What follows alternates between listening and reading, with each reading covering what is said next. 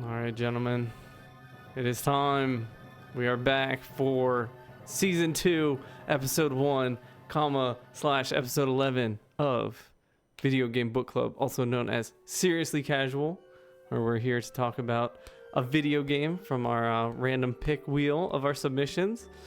I am Danny, joined by Colin, Holden, Super, Darth, and Chris.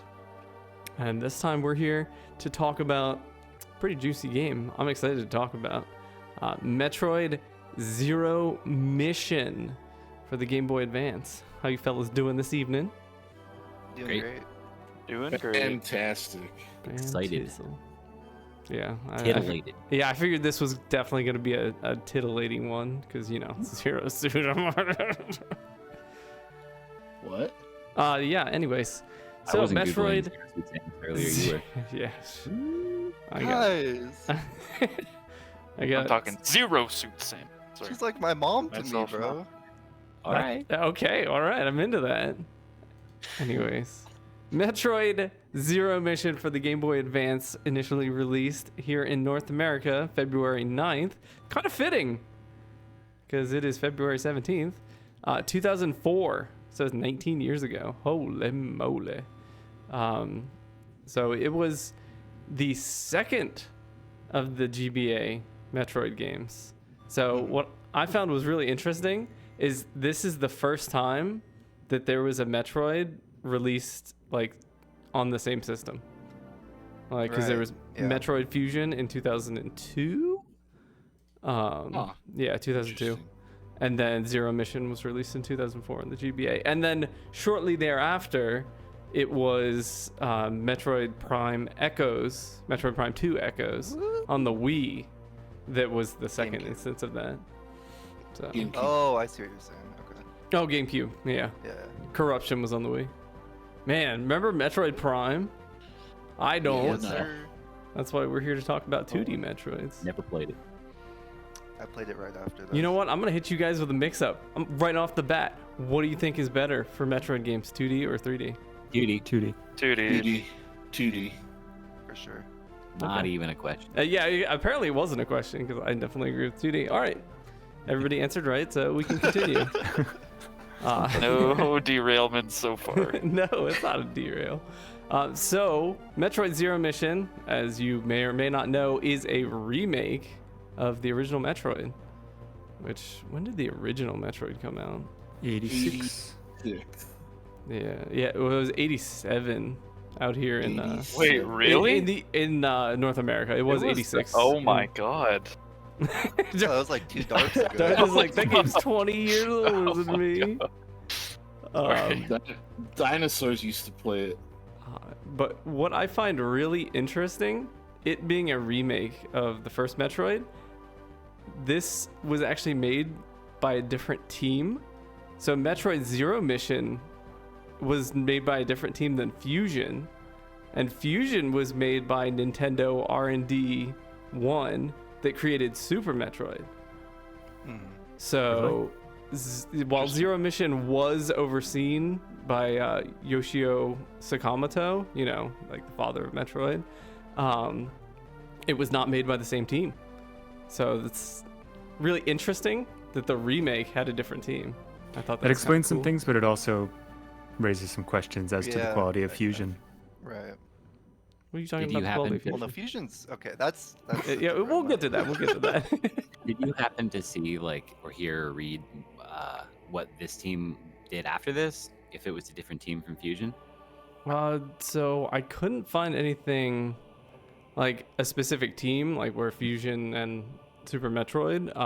But like there's different people. Like the designer of this game were Takehiko Hosokawa, Masami Ueda, and Ryuichi Nakata. Whereas Fusion, the designers were actually credited to 2 people, Tomoyoshi Yamane and Takehiko Hokusawa. So, like, there's some crossover, but the teams are definitely, like, of different people, which is really interesting. And I feel like we'll kind of dive into what might feel different. But Holden, I know this is a game of your choosing, and I know you'd like to start us off, so go for it. Yeah, so when we were picking games, I decided one of the four was going to be a game I played, and I was really going back and forth on which game that was going to be. And during that time, there were a bunch of remakes and remasters coming out and being announced, like Resident Evil 4 and Dead Space and all that. And I'm kind of like Chris, where I don't like remakes in general. Um, they don't usually have a good reason to justify them being made in most cases for me. But I chose Zero Mission because even though it kind of breaks some rules about Metroid, such as like streamlining and all this other stuff we'll get into, it takes all of the previous iterations, even including like Prime, um, and made for me what is like a very timeless version of Metroid 1, where it kind of polished out the roughness that comes with it being a NES game. Um, so yeah, I obviously have my own opinion on it, but more than anything, I'm really curious how your guys' experience was with it, especially those who hadn't played the original Metroid. I'm also curious if this remake makes sense for all of you guys, especially Chris. That's honestly that's what I'm most curious about. But yeah. All right. Yeah. I think when talking about this game, there's like two different discussions to have. It's the quality of it as a remake, and then the quality of it within a bubble, objectively on its own merits. And yeah, like Holden, I wouldn't describe myself as a fan of remakes, believe it or not. I won't get into it too much, but I think I just like and respect old games too much, and too much always gets lost in translation. And 10 out of 10 times, I would prefer a new game to a remake. So I wanted to kind of cast aside my personal issues with remakes and just kind of view this fairly objectively, but also have that discussion on how it is as a remake. I think it's also fair to compare it to Fusion, of course, being the direct predecessor. I think Fusion kind of it's a good game, but I think it really fails as a sequel to Super Metroid because all the excessive hand-holding and its inability to shut up. It keeps talking. Like the hand-holding is very excessive. And as everyone here can agree, Super Metroid is objectively perfect. Everyone knows that, right? No, sorry, that's a joke. Yeah, so my fears going into this one were that it was going to be more in line with Metroid Fusion, and that there's going to be more of that, especially with that first Chozo statue telling you exactly where to go, and having the map and everything. But that fear did actually fade fairly quickly, and I think this game does find a more respectable balance and is generally a very solid, modernized Metroid game. It's extremely polished, but, well, for the most part. And I think with that, they also smoothed out the edges to the point where it's a game with no resistance. And I think we'll talk more in depth later about how it fares as a remake. But I will say up front, the idea that Zero Mission is the definitive version of Metroid 1 is an insane notion. And that's that. Alright. So, I have played this game multiple times, beaten it multiple times before we even started book club. I got this game when it came out. When it was announced, I was insanely excited because I'm a very, very big fan of this franchise. And I could never really get into the first Metroid a whole lot. I had played it here and there every now and then. So when I heard that a remake was coming out, I was really happy. And as a Metroid game, this game does, I think, what it needs to do.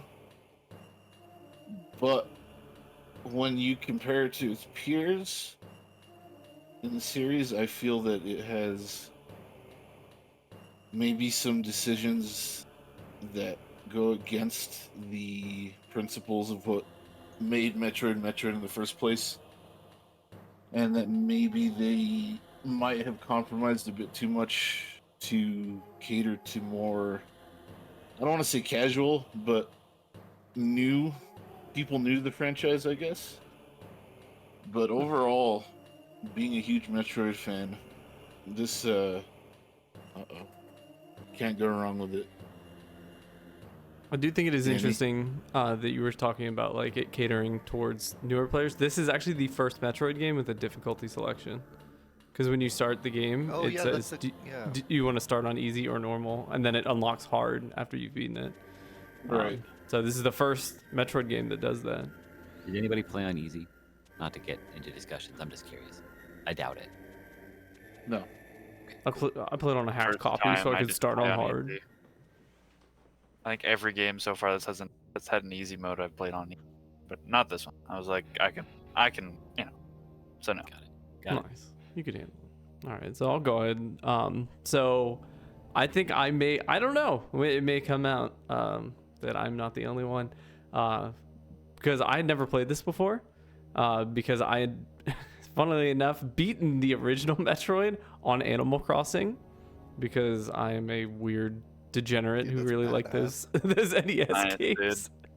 And then I beat it again because I was also a dummy who bought an early 3DS. So I got Metroid Fusion and Metroid, like the Ambassador Program ROMs or whatever. And I do like that game. It was like the first, Metroidvania gets thrown around a whole bunch, but like it's the Metroid of Metroidvania, and it's like kind of the purest incarnate of it. And it was just crazy that a game like that existed on the NES. Like, cause that game, like, it's one thing in Super Metroid, Fusion, Zero Mission, like the scale of it, but on the NES, like, you probably had to like make your own map and like all sorts of crazy stuff back on the NES, and that's just so cool. So it definitely fascinated me enough to play it twice. I definitely think it's really brutal. Like the original Metroid is not for the faint of heart. It's confusing. It's hard. You could die in like 3 hits in the beginning for like the first hour that you're playing. But Zero Mission is, I think, even on normal, kind of went the opposite way. That like it took away like all of that threat. Because one thing I like in Metroid games is like the progressive power up, but I never felt like I was really ever that much in danger in Zero Mission, which as Samus's like Zero Mission, like it's her first mission, it felt kind of weird. And I like Fusion a lot, and I feel like Fusion instills that feeling way more. Like you feel pretty helpless, and that's kind of the story of Fusion. And I think I definitely like Fusion more than Zero Mission, which might be a hot take, but I'll get into the specifics of that later. But that being said, I still really enjoyed this, and maybe I know Colin and I talked about this, but I bomb jumped a lot, and this is the first time I've ever done that in a Metroid, and it made it Awesome. a really interesting traversal experience. That So is awesome. I had a lot of fun with that, so I did enjoy playing this. So Question: yes. How did you get Metroid and Animal Crossing? All I ever got was fucking Clu Clu Land and Pinball. Well, Game Genie, dude. so the ones I got were Balloon Fight and Metroid, and that's like all I played because Balloon Trip is sick and Metroid was really cool. Like, were those the ones on the memory card? The one that came with the game? Sorry, this is way off topic. We'll talk later. Yeah, we'll talk later. We'll bring it up later. Like, Colin or Darth? You want to go, Darth? Yeah, sure. Yeah, so I mean, just like I actually hadn't played a Metroid game until I beat Super Metroid like I don't know, I want to say like 6 months ago. So I feel like I came into this pretty fresh off that, and I feel like in a lot of ways I kind of see what you guys are saying about how it measures up to its peers. What I will say, something that really, that I think stuck out to me, was the way that the game sort of creates an atmosphere. That's sort of what 'cause I don't know, like I just felt like when I was playing the game, I was just like, yeah, this is a Metroid game. It's a good time. But I just felt like specifically that's where it sort of beat Prime. I mean Super, but otherwise I didn't really have like very much sticking out to me when I played this game. I kind of was just like I kind of just went through it, beat it pretty quick, and didn't have any strong emotions towards it. There are some parts that we'll talk about later that like I thought stuck out and were really cool. I'm sure that we all are probably thinking of the same parts, but and I will say that like some of the things that I think maybe made the game like a bit more appealing to the casual audience served as a way to make the game more streamlined and enjoyable for me personally. So while I can definitely understand that some of those things damaging more veteran players' experiences or cheapening them, to me, I was like, oh, thank God. There are a lot of times where I was like, thank goodness. And then I played like 3 hours of the original, because it's like I forget if that's I forget how I did it, but anyways, I did, and I was like, wow, that sucked. So, I definitely enjoyed the more, I guess like current, if you can call it that. It was so long ago that was made, both of them, but the more current version, the remake, as it were. Babyfied version. Oh, he said it. Hey, take my back. No, I'm just shit posting. I don't really mean that. Is it? Are you done, Darth? Sorry. Yeah, I'm done. No, sorry. No, I'm done. I'm done. Go. Saying stupid shit. No, you're good, dude. Yeah. So, I guess that's just me now. So honestly, when I saw this game, both on the list and get picked, prior to I had never even really heard of it. I didn't know that this was a remake of the original game until like looking up a little bit about it before I jumped in. I had a really good time with it. I played it 1.5 times. Had some stuff happen like in real life yesterday and today that prevented me from having time to finish that second playthrough. But I tried in my second playthrough to play the game a bit differently, and this goes into what Danny was talking about with like bomb jumping and stuff. And I actually have a lot to say on this in terms of like comparing it to what I think a Metroidvania is, having never played. And I realize this is Metroid and not Castlevania plus Metroid, right? Which is Metroidvania. So I'm not like saying it needs to be exactly like that, but it's just an interesting thing for me having never played the original Metroid, and then playing this and just some of my experience trying to like fit this game into that idea of what a Metroidvania is like in 2024, or even at what it was in like 2017 when Hollow Knight came out, or things like that. So, but anyway, I think what I largely want to get to, I'm not trying to make this too long, is that like in my second playthrough, I stopped doing any kind of like bomb jumping, any kind of like obvious wall jumping, and it's not because like I had a good memory of where to go, because I actually have a really bad memory in games like this. Like I might remember a few things here and there, but largely it's like I'm rediscovering the map again because I just don't remember, But like I generally found that not trying very hard to bomb jump like Danny's doing right now to get somewhere that you're clearly not supposed to go, it really improved my experience in the game. I found in my first playthrough, much of that was a waste of time.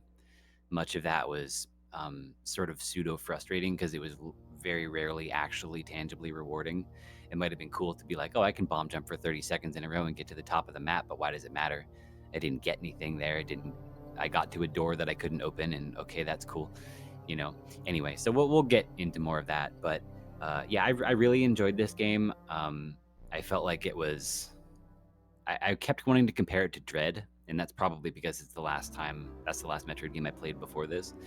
I can see some similarities, especially in the end of this game, but I also have strong feelings about that. I wasn't a huge fan, even though I liked what they were doing sort of conceptually. But anyway, yeah, this definitely felt like a very like polished, as I think someone said earlier, experience as a game, you know. And I'll be interested to hear more as we get into the comparisons of the original and viewing this game in the context of it being a remake as opposed to just on its own merits, because I really was quite fond of this game on its own merits, especially considering like what I was trying to do in my second playthrough to make it more a streamlined experience, because that really seems like that's what this game wants to be, just very streamlined, very straightforward, telling you where to go, and if you don't go there, then you're not getting anywhere, you know. So Colin, anyway, oh, sorry, I talked. no, I'm done. That's it. I was just gonna say, I had a very similar experience. My second playthrough, I kind of just let the game guide me where it wanted to, and that's what kind of made me realize it's like just how streamlined the game it's really like, wants to be. it's like on rails. Yeah, It almost very feels much. like, which is so weird. And so I'm really curious to hear if the original Metroid is like that. I'm sure it is, right? How much can you change in a remake and keep it still a remake? It's that's a discussion. You know. Anyway, sorry. Let's get into it, or whatever our next topic is. Good response, Super. I think Maybe it isn't. That's cool too. Well, I think that leads us like right Repeat. into like the good discussion of the gameplay, and like we can kind of see the like the main differences of like how and what they did to like it being a remake, like what, almost 18 years later, of the original, like what exactly they did. And it's they definitely did some stuff. Yeah. So this was weird to me. When I first started playing this, I was not playing it on original hardware. I was playing it with a Super Nintendo controller of all things. And it was hard to describe, but it felt like not smooth, but like it's hard to really kind of put my finger exactly like on what it felt like. And I was like, maybe it's just been a while since I played a GB Metroid, because like the aiming and the movement, there was like a smoothness to it, but not like a good smoothness. Like it didn't like click, like anything didn't like snap. Like it kind of like had a little bit more animation or like fluid to it, which isn't necessarily a bad thing, but it felt a little alien. I'm like, well, maybe it's the controller I'm using. Like maybe it's, so I booted up Fusion on accurate hardware, the worst accurate hardware on my Game Boy Micro. And I was playing it, and it absolutely does feel a little bit different. It is snappier, like quicker. And I was like, huh. So it was interesting to feel like, because obviously the system's the same, like hold shoulder button, aim diagonals, shoot this, hold R, but there's definitely like a more like, maybe it's just an animation like that kind of lean towards it, but Fusion, most everything you do is much snappier and quicker, and by much I mean like just slightly, but it's enough that I definitely felt it, and it was kind of weird to me. So it was interesting to see, like, same platform, obviously like same type of game, like that it made it feel that different. I do have a question. Yes. Are you're certain it's actually like mechanical, and you're not just feeling a difference in like latency and controller and that sort of thing? Or did you Yes. try Fusion also on? I did. Whatever? I did Okay. try Fusion. Yeah, after I booted it up on the Micro, I found a yard sale version and tried the same thing. So, one thing I do want to say, because this is the stark difference that I've always had in my mind between Zero Mission and Fusion, I've always thought that maybe it's not the actual like actions itself, but just the movement, like walking around in this game is faster than in Fusion, right? Mm-hmm. Yeah, because I remember feeling that difference when I first played this game, because in Fusion you kind of walk a little slow in Fusion. I don't know, maybe it's just me. Yeah, well, I think there's like a weird like inertia Samus has in Fusion that is not present in this game. Like I know what you mean. Okay. Yeah, This yeah. game, and I know you guys are comparing just those two, but also just the proportions, how Samus feels moving around the screen versus, say, like Super Metroid. The games just inherently feel a lot more claustrophobic and slow because of that, you know?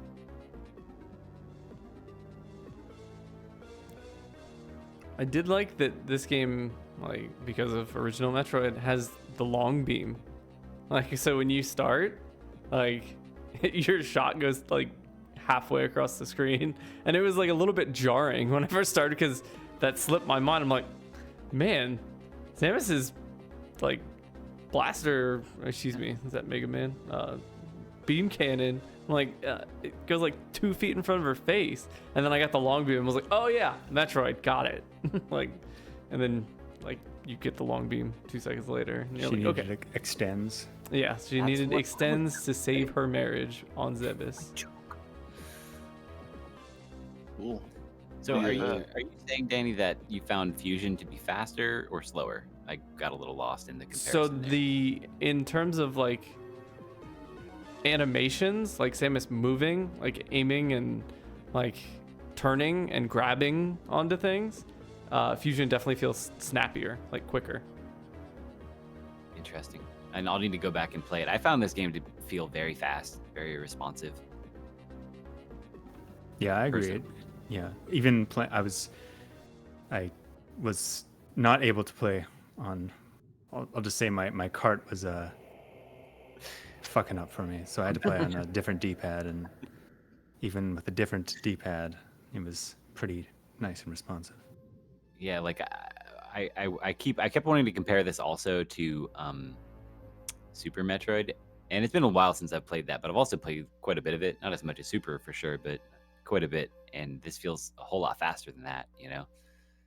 But maybe it's to what Holden says, like Samus is just bigger in comparison to how big the screen is in terms of pixels. Maybe Yeah. that's why. All right, so I'll go ahead and talk about my feelings on how this game plays mechanically, how it feels. The way Samus moves in this game it's something that I consider different because to me the standard is Super Metroid. It feels more like they want the player to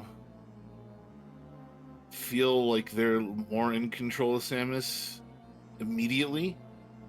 Like you don't have to get used to it as much and learn little quirks and learn little fine details about the controls. It's just like a basic, like, here's how you do this. There you go, do it. And it works very well. I really like the fact that this game has infinite bomb jump and continuous wall jumping.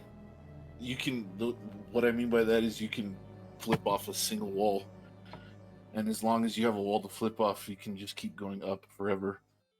That was in Super Metroid also, and I really appreciated that fact, and it allows you to kind of go off the rails in a game that is very much on rails. And I think it's never been discussed, it's never been officially stated, but I'm 99% sure that this game, along with all the other Metroids, maybe not Metroid 1 or 2, but a lot of sequence breaks are intentional. I'm convinced. Oh yeah, they are. Yes, but they are presented in a way where they don't seem intentional. So Oh, when you're you talking do it, about the you're... other games, pardon. Yeah. I'm talking about all Metroids, because you can sequence break in this game, just like you can in Part 1. So when I was playing this for our book club playthrough, I did a sequence break that I had never done before, where I got the various suit early. And then, after I played this twice, I went and played the original Metroid. And the location of the various suit in that game is basically the same. It's in like this very similar type of room. And the sequence break is the same. It's the same. You do it the exact same way. That's really cool. So what you have to do is you break the bricks on the ceiling, and you allow the enemy to fly through the path that you create. Then you follow it up, and you use your ice beam to freeze it, and you use it as a platform. Normally you need the high jump boots to get there, but if you do that, you don't. And the sequence break in both the original and this game are identical, so I thought that's how you were supposed to do it. Yeah, dude. That's crazy. That's how you did it. Respect. No, that's not how you're supposed to do it. You're supposed to get the high jump boots first. But anyways, so I feel like little things like that, they kind of were like, yeah, you know, we know we remember our roots, and it's a little nod to the veteran players. But the main focus of this game clearly was streamlining it for friendlier experience. Put Yeah, it that way. friendlier is a very good way of putting it. Yeah. But to me, what Metroid is about is exploration and discovery and a sense of wonder. And I feel like when you literally tell the player where to go constantly, it kind of completely takes that away. Yep. Because I have a lot of memories as a kid playing Super Metroid. And just, I mean, you're a kid, right? You're just having fun running around, boom, blasting aliens. That's enough to keep you entertained. But then, like, you're used to running around in this one area for so long, and you just accidentally make a discovery and find a new area. That feeling, I feel like, is something that doesn't exist anymore in gaming. Like, it's true wonder. It's like, it's not like, oh, neat, this game is neat. It's like true, like, it's magic. It's like, it feels like magic. And I don't think you can have that type of feeling in a game that just guides you along like that. But that being said, I know that was a little bit of a tangent. Sorry, there's nothing to do. Well, it kind of has something to do with the gameplay, but Yeah. No, it totally does. the game knows what it wants to do in terms of gameplay, and it executes it flawlessly. And I enjoyed piloting Samus through this adventure. Cool. Yeah. Mago on that. Mhm. So for me, I guess to recontextualize this, as someone who I guess sympathizes with the design goals of a project, I cut a little slack.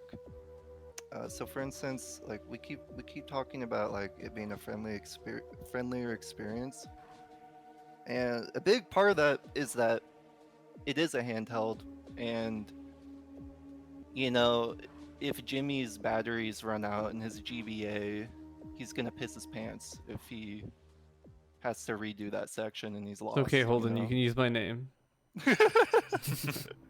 um, but unfortunately, like I would argue that's more of Nintendo as a publisher kind of stepping in. Yeah. And if I were given the homework of, hey, streamline this game, but do the original justice,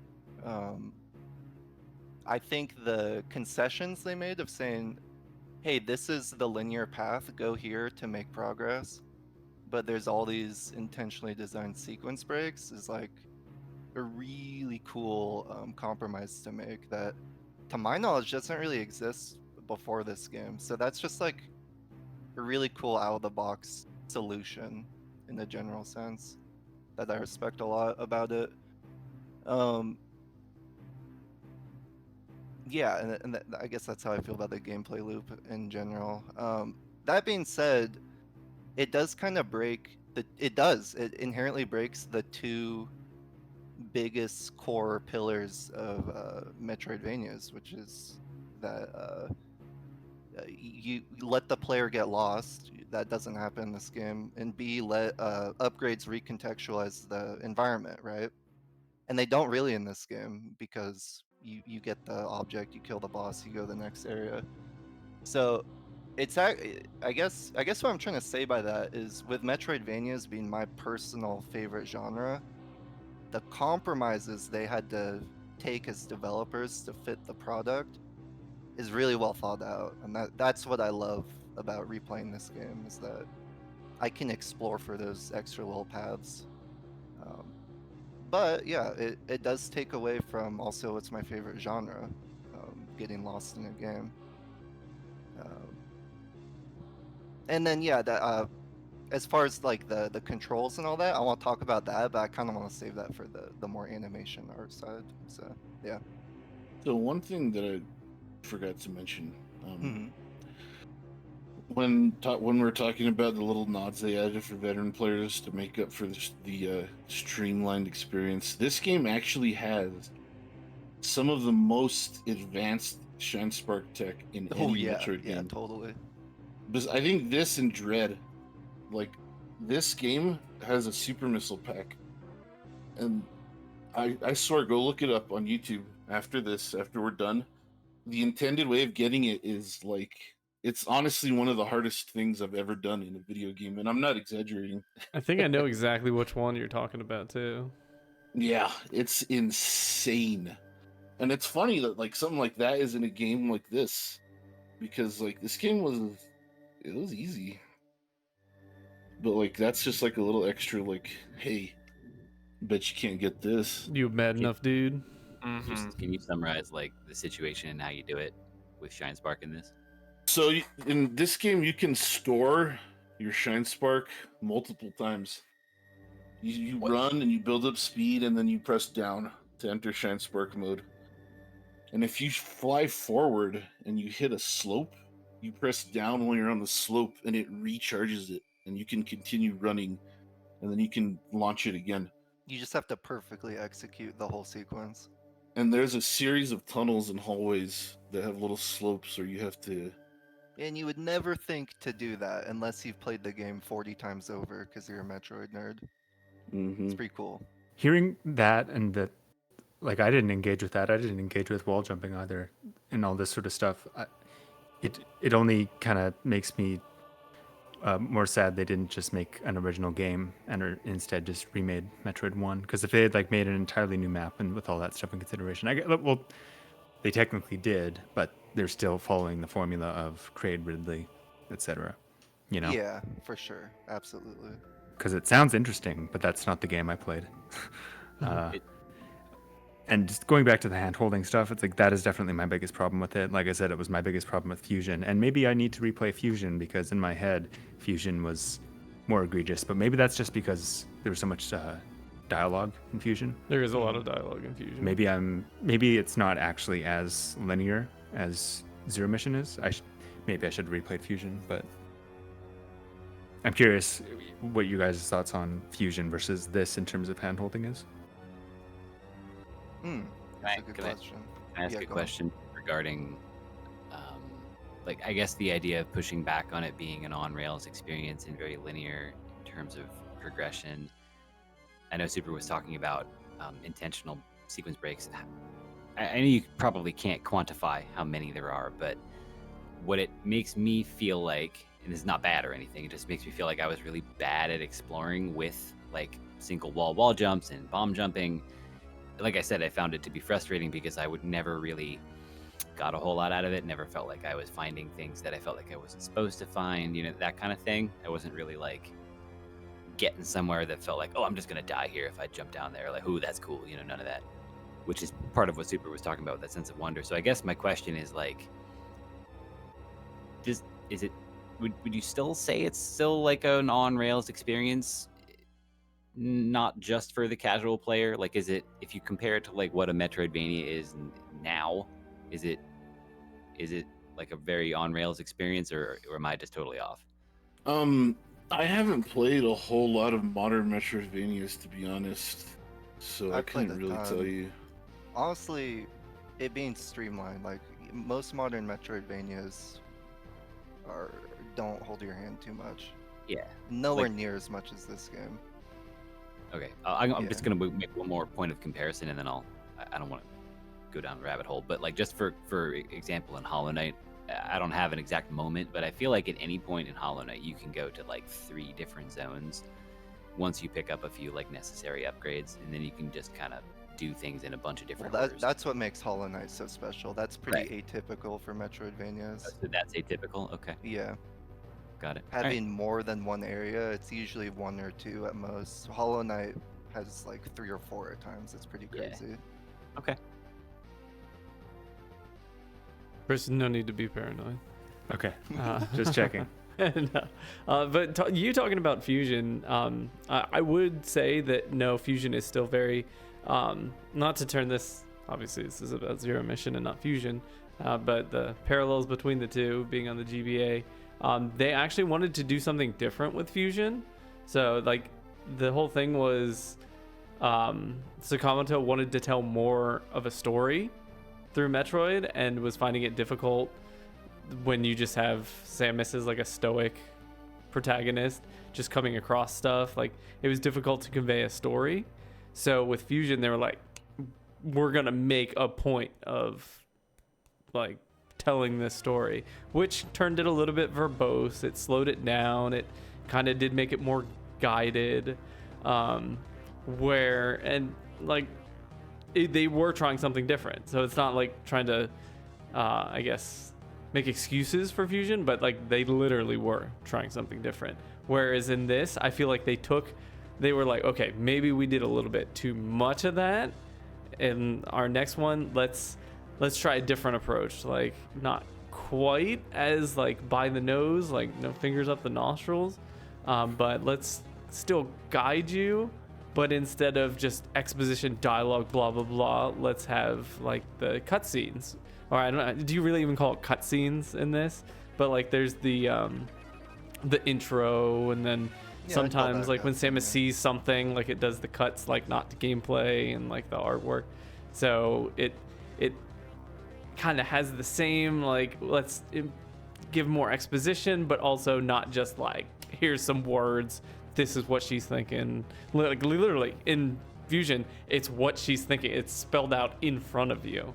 So they definitely were like, okay, let's get away from that, and then like, let's try to incorporate that with a Metroid 1 remake, which I feel like as a remake, like it was the perfect thing to take that like lesson learned from Fusion and apply it to a remake. Like, how can we make this not just like a one-to-one remake? Which Totally, I think, yeah. like I like that.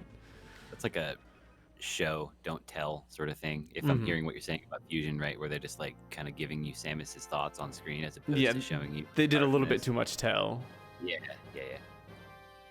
Were you when you mentioned the cutscenes, were you talking about the ones that are shots of artwork of Kraid and Ridley and all those stuff? Yeah, Or and the like they dialogue, show the like the ones- Chozo I guess mural and stuff like that. Yeah. Okay. Yeah, I think that's a better fit for Metroid if you're Absolutely. gonna try and tell a story than Totally. having the computer tell you everything. I liked Fusion, for the record. It just talks too much. Listen, no, I'm not going to disagree with you on that Well, point that's- either. These discussions are why Metroid games take 19 years to iterate on. Yeah. When's Metroid 6? 19 years from Dream's release. When we're on the old folks home. Are we still on the topic of mechanics? Yeah. Because Yeah. did you want to go, Darth? Yeah, I mean, like personally, I don't feel like I had like a ton of I don't have like a ton of context to the game, but maybe that's a good thing because I feel like I'm not comparing it to that much.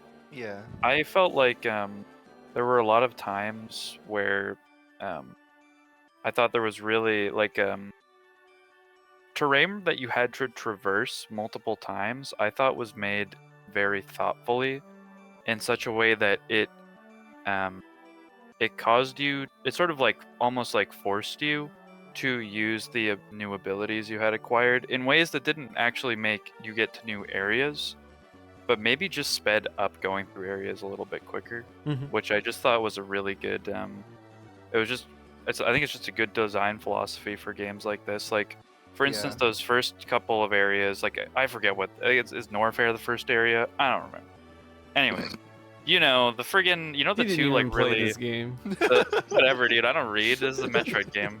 The two, there's like really two tall like pillar kind of areas in like the first zone. Yeah. And like when you first go through there, you're kind of like jumping onto each spot and shooting the bugs and whatever. But then you get the ability to latch onto to ledges, and then all of a sudden, you're climbing it faster. And then you get the ability to jump higher in your skipping section. You get the ability to wall jump in your bypassing section. You get the the ability to shoot through beams, and now you're attacking enemies through them. And I just felt like that was a really mindful way of reminding me of the progression I was making through a game like this, and I really appreciated those sections. It's a good point. It's a very good point. So I don't know, that was just something that really popped out to me that I thought was cool. Yeah. Otherwise, Yeah, I felt like it was well designed for the most part. I don't really have any negatives to say, but I thought it was good. Sorry, I just wanted to add one No, little but thing. that's all I had to say. I think one of the most important elements that needs to be included in a Metroidvania is the feeling of growing stronger, and it being apparent, and like you not just seeing it, but like actually feeling it, like over running like through enemies and shooting them like in one hit. certain enemies that absorb a bunch of bullets or even give you a hard time, you just run through them. Yeah, and I think this game did that well, like Darth I mentioned. agree. Yeah, as I just said, like, and I like another thing that comes to mind is like your missile capacity, right? Like the first time you see those like nests that you have to shoot through, you have to like shoot them slowly, one at a time, right? And then you get like the missiles, and you like kind of like destroy them, and then you get like the ice beam, and you're just like, bye, bitch. You know, it's until the little bugs eat all your missiles, and then you hate your life. find more missiles, sucker. So I would say it does do that progression pretty well, but then when you compare it to original Metroid, it's like it doesn't have enough. There's not, the struggle isn't there at the start enough for that to really be such a dramatic That ramp is up. also true. That is also true. Because there's no struggle in this game at all. Is there struggle on hard mode? Probably. Not really. Not really. What I do find interesting about the difficulty is Mother Brain in the jar version. I'm thinking of Super Metroid. In the jar version, is pretty rough though compared to the rest of the game. Yes, it's a huge difficulty spike. Yeah. Shit coming at you from everywhere. There's Track lava under your you. ass. You're like, oh god. And that's like the part that's most engaging and fun for me. So it's kind of unfortunate, you know. But you know what else is funny in the original Metroid? It's the same way. Yeah. Like yeah, it's not that's the super game true. itself isn't too hard, like mechanically. It's just figuring out where to go and being patient. That's hard. But then you get to Mother Braid in the original Metroid, and you're just like, well, I guess I'm not beating this game. Yeah. It was a good Dracula X moment. So It's not that bad. I did go back to original Metroid as well, and I after playing the Zero Mission, and I don't know if this is the time to talk about original Metroid or not. Yeah. Is it? Yeah, Go that's a ahead. Okay, comparison. all right. It's a fair comparison. Because that game, in my head, it was one of those situations where when I first booted up Zero Mission, I'm just like, oh yeah, this is just like original Metroid. And then you realize, going back to the original, oh no, this is entirely not. This is a much The different original experience. Yeah, like the original Metroid is so brutal, it's unforgiving, it's super difficult, and it's just like there's a feeling of hopelessness just because you're so weak and you die in 3 hits, and it's crazy. I did try to beat it. I beat it once before in the past. It was with the help of a friend. We did pass the controller on Nintendo Switch, and I think without him I wouldn't have beaten it. And I tried to beat it myself this time, and I just couldn't. It's a real struggle. When are we getting him to guest star on Seriously Casual? He might So- be listening now. I don't know. I have a follow-up question. I'm so curious about, because you've joked around, Chris, about, for instance, when we're talking about Super Mario RPG, and Super said, well, they didn't put the game on the Switch cart, you know, they remade it, and I was like, I wonder. I mean, this game has Metroid 1 on it. You can still play the original. That's pretty great, right? Yeah, that's one of my. That is a very good thing this game does, is actually including the original game. I think every remake needs to do that by law. Congress, get on it. Geneva Sure, I'll vote conventions. for that. Even if it is kind of a really poorly emulated version of original Metroid on the Game Boy. It But, is. yeah. Not gonna lie. I was happy to see that. I just want to talk mechanics real quick. Mhm. So I'm kind of like Darth. I had not a whole lot to say in terms of mechanics. Everything worked pretty intuitively. So not much to say there is a good thing, I think. What I recall working from Super Metroid, like Super was talking about, like infinite wall jumps on a single wall, all that worked pretty much exactly the same / as finicky as I remembered it from Super Metroid. And infinite bomb jumps, you know, if you just get the right cadence, that all works the way it's supposed to. You just press it at the right BPM and you just go. All that was super cool. I think from just like a gameplay experience, not gameplay critique or game design critique or anything, I have always sort of not quite been on the same page as Metroid games in terms of their movement. I've always felt in whatever maybe not Dread, because Dread was really a fantastic game, and I don't know if it fixed some of this, or I just don't remember. But I feel like in every Metroid game, I'm always just struggling a little bit to get Samus to move the way I want her to. And I know Super has talked in the past before about Super Metroid like being one of those games that just like it's weird, but once you get it and you like really know how to move Samus, it's like very in depth and very satisfying, and you can do a lot of really cool shit. And I've seen it, right? So I know it's the case, but it's just like I don't know. It's a me thing, I think. And so talking about like Mother Brain as a boss fight, I think like the only times I ever felt this game was difficult was when I was swarmed by little dudes and I couldn't move fast enough or jump at the right angle or aim at the right angle while staying stationary, which is like a control scheme problem I have with this game. I would have liked a button that just made me hold still so I could shoot up and down real quick, as opposed to a dedicated button that made me shoot at a 45-degree angle, but I could still accidentally walk forward. I hate that. God, it drove me nuts. Like every room, I wanted to just like I wanted a button that planted Samus. You mean like Alien Soldier? Yeah, let me just be a turret, you know. I had to. It's you know. You could do that in Super Metroid. It's just because the GBA doesn't have as many buttons. Yeah. Right. So it's again, that's not really a critique. It's just like, damn, I wish, you know, because I just can't wrap my brain around like how to move Samus like that. But yeah, so like my frustration with the controls and not being able to, and I think it's partially probably designed this way, like in the Mother Brain fight, like I want to talk about that in this context, because like you have no room and there's so many different angles you're getting attacked from that it's like pretty much impossible to not just constantly be catching hits and falling in the lava. And I really feel like the only times this game was difficult was when you had little weenies flying at you or blocking your path that are just like pushing you into environmental hazards. And other than that, it was a total cakewalk. But I died a few times specifically to that kind of thing, where it's just like the enemies in a room felt like they were designed in a very malicious way, you know, to make exactly what was like specific rooms that you can cite.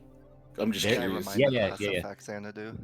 There's one room, I did it yesterday, so it's like in the earlier half of the game, and you have to like, there's like one of the horizontal escalator things across the top of the ceiling, like the ceiling, where you jump up and you grab on and you fly. Oh, yeah, I know exactly what you're talking about. Yeah, and it's like such a dick move. You're flying across this thing and everything's fine, and then you come across like a bajillion little dudes, and you're like, oh, they're chasing me, huh? But they can't catch me, and then you just mash into a wall. Because it's cool, man. What?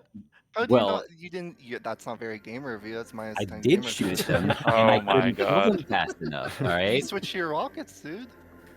So again, this is a me thing. I grew up playing Mega Man and not. I'm not shitposting. Like I grew up playing Mega Man. I was shitposting. And like my way of like I'm gonna fucking blow up this dude is I push Just the Y mash button. lemons. Yeah, like Yeah. I'm just gonna shoot this button really fast, and I don't think about like you do charge shots in Mega Man, but like I've always just been like an X-Buster only kind of player of Mega Man. You're not gonna X, switch to Storm Eagle's Tornado to tear through Yeah. like a screen of enemies. No, I definitely see where you're coming at. So like my chimp brain response to there's 15 flying dudes, I'm like, I'm mashing this button, and then they catch me and they throw me in the lava or whatever it is, and I'm just like, I hate this, you know. That part made me mad. Yeah, that was a Uh, struggle for me as well. I did actually manage to do it my Interesting. first time on my second playthrough, and I was like, damn, that's But exciting. both It, playthroughs, it took me 2 laps, and I felt like a total idiot on my second playthrough. I was like, I did this like I love that. a week ago, dude. so that Literally part the is. same sequence of actions, and my reaction was the exact same. I think that part is intentionally designed to for the player for their first time to get fucked and thrown Yeah. into the lava. Like they definitely wanted that to happen. Yeah, just like with Mother Brain, it's like Mother Brain is not dangerous. It's the 6,000 things flying at you that are gonna knock you into the lava. Right. Anyway, that's it. Funny. Yeah, oh, Oh, sorry. pardon. Go ahead. No. You go, please. I was just gonna agree that Mother Brain was the thing that was fucking me up the most in this my most recent playthrough. I got through; it was all easy breezy except for Mother Brain, and it was super frustrating because you fall into that lava and you can't move Yeah, it's just at a all, and then reset. yeah, it's over. so annoying. So when you play this game in in hard mode, the differences are the missile packs only give you what is it, 2 missiles, Oh dang. and the super missile packs give you 1 missile, Damn. and energy tanks only give you 50 health. Oh. So, and also the enemies do more damage. And I think I'm not for certain on this, but I think some of the areas, some of the higher rank monsters will spawn instead of the weaker ones. That's the only difference. And it Big made difference. the Mother Brain fight a lot of fun. Let me tell you, having half the amount of health that you would have. You just Ha- turn into a little spin jump goddess in that moment to win. Yeah. The one thing I wanted to iterate on what Colin said was, this is me talking about my nerdy details, but Samus in Super Metroid is 3 tiles tall, and in Fusion, this game, and even Dread, this is the more interesting part. She's 2 tiles tall, and I think that's a big reason why you have the precision. You know, uh, a single wall jump tile is going to be half of her height instead of 1/3. It's that much extra precision. Um, and then, yeah, the interesting part of them including that with Dread is they clearly saw that was much more approachable. And the other thing, I guess the only thing on the topic of controls is I didn't really notice this until you guys started talking about it, but Samus's spin jump in this game adds so little horizontal velocity. And that gives you that extra level of precision where I think that's a really big part of Super Metroid that people don't understand. That is one The of the run things that button. makes it awkward for them, that there's 2 different kinds of jumps.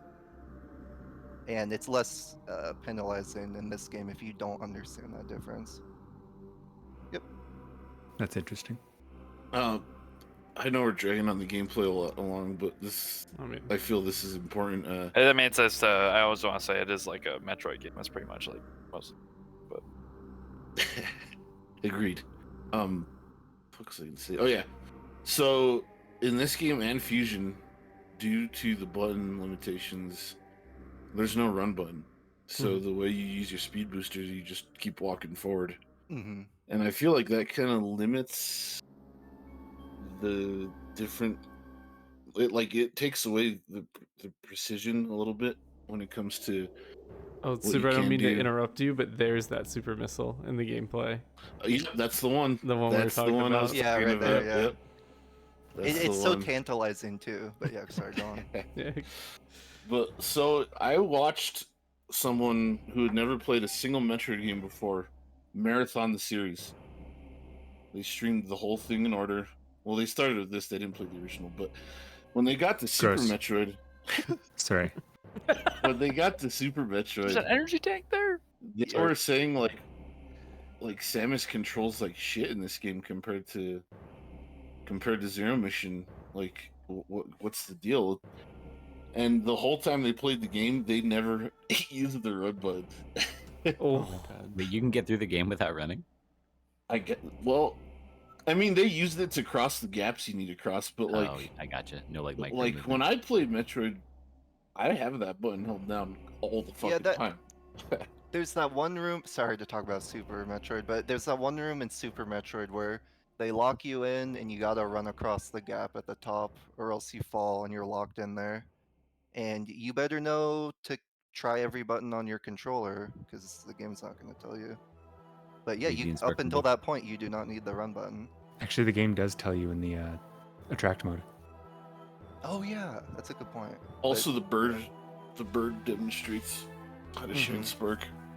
But anyways, Yeah, when Super Like- Metroid. Speaking of that bird, just real quick, and I am bringing this back to Super Metroid or Zero Mission, but like that bird demonstrates how to do it this game, and I feel like all Metroid games does like 11 out of 10 job demonstrating how to use your new ability you just Mhm. got. And there like playing the hour and a half I played to get halfway through the game yesterday. I was like, dude, there's so many. Like now that I've played it and I'm coming through a second time, like literally every time you get another like movement related power up or something, most of them anyway, it's like, hey, or even just like the little dudes that you can use to blow up like I don't even like the little, they like siphon the life out of those blockades, the red ones that are like pulsing, and you get like the little I love that solution. flea guys, you know, on you, and it shows you that. And the first time I played through the game, I didn't even process that it was like Yeah. demonstrating for me that it's like you can do that. And then I was playing through yesterday, I'm like, that's so cool. It is cool, right? It's so good, so intentional, so thoughtful, and so the fact that I didn't even know it was happening, and I've been playing games my whole damn life, like I was like just thinking about that now. I'm like, the fact that I didn't notice is really cool, you know. Yeah, I want to agree with that because we were talking about how it's like it's overly linear, and it's kind of restrictive in some sense, but it's very very polished in how it's demonstrating everything to you. Like what it is trying to get you to do, it's done extremely well. Like everything is very, like I'm just agreeing with what you were saying, exactly what you were saying. Yeah, everything is very well telegraphed throughout the game. It's a good feel. Yeah, it's very well designed for what it is, which is linear, and that's okay. That's okay. proud of you, Chris. That's how you can tell it's season 2 was when Chris turned into We were having our character arc expansions. Oh, I want to say something about the controls that it's relating to the limitations of the Game Boy Advance, and it's the A/B layout is that was really giving me a super hard time on Create in particular, just having to jump and shoot with A and B in that layout. Mm-hmm. Just the Game Boy thing. Yeah. But I don't know what controllers you guys played on. If you played with the shoot on thumb, like why? How do I even explain this? The Game Boy, the BA layout. Vertical instead of horizontal. Yeah. Yeah, or Y But- is B, A is B, or Mhm. whatever. Oh Shut up. God. leaning to the left versus leaning to the right. Yeah. I played- don't know. I played on a DualSense controller, and no matter how hard I tried, I could not get it to not work this way. And by this way, I mean circle was jump and X was, or no, sorry, circle was fire and X was jump, right? But square was turbo fire, and triangle was turbo jump, and I could never get those to unmap and turn them off, even in RetroArch. I tried to unbind them all together; it still happened. So I found myself accidentally pressing square or whatever, because it would work. It would just auto fire really Just be fast. dumping. But it sucked, as I previously talked about. It's not worth doing. It messed with me. That's funny. DualSense, interesting. Played it on a Super like it, Nintendo okay. controller. Yes, I Same. did Super Nintendo controller too. I Alright, guess well, yeah, we can move that's on to I guess design and look and sound. Sure. And I guess let's address the elephant in the room, the GBA sound trip. Oh no. Ugh. Who's fucking shit? Go first. I What are you liked guys even it. talking about? What does that mean? It thought it sounds like sounded good. shit. It's just that Mm. GBA sound is super compressed because of the chip. It's crazy on this note, real quick. If you listen to the Metroid Fusion soundtrack, like remastered, like the intended version, it's like, oh my god, this is beautiful, like tears of joy. I never knew there was such beauty here. I can't believe it was robbed from me all these years. Yeah, think of how many great soundtracks live on the Game Boy Advance and how like awful it is that they were so compressed, and it's a real shame. I mean, I'll be honest, I didn't find anything wrong with how it sounded. But then again, I also don't really like. I've heard egregious examples of the Sega Genesis sound chip being really bad, but most of the time it's like, yeah, it sounds all right. But then again, you know, I also have experienced like the Final Fantasy 4, 5, and 6 remakes or ports on the GBA. The sound is terrible, but that's because I know what it's supposed to sound like from the other versions I've played, right? Well, so maybe- like that's the kind of case we're having here. Like, imagine what these could sound like that terribleness Well, I applied haven't to heard Final it, so Fantasy I can't 4. compare. Yeah, but I mean, like, you know how different they are, like, so you know how much worse it is, so you can pretty much like apply like this would sound so much better, like this is how much more poorly it sounds on this applied to everything. Sure. I just Yeah. never really had that moment of like, this sounds like poop. I hate the GBA, you know? I think How much experience do you have with the GBA library, Colin? Like, did you play a I, lot of GBA? I played a lot of GBA. You play Like, 117 have you frames not in here? noticed like a common like trait or attributes all the How all So the the- sound they all the last sound se- super thin and have white and noise in the tinny. background. Yeah. they all have Really well described. I'm Yep. not defending it. I'm just saying it didn't bother me. So Oh no! I'm not saying Yeah. that you're defending. I'm just wondering if like you noticed it, like a So, commonality between all the caveat there being the last time I really played the GBA library was in the GBA SP was new. Oh, you know, okay. So I haven't gone back and played a lot of GBA games to really notice it, you know? Right. It's just- Also, there's a difference if you're listening on that single mono speaker on a GBA. Sometimes you don't I think don't about it. My point is That's a it good never bothered me. I never heard the sound in this and was like, this would sound so much better. I was like, that's all right. You know? So Well, I was gonna say on the topic of sound, I really like compositionally how a lot of the songs were iterated on. Absolutely. yeah. same. The Kraid music. Same.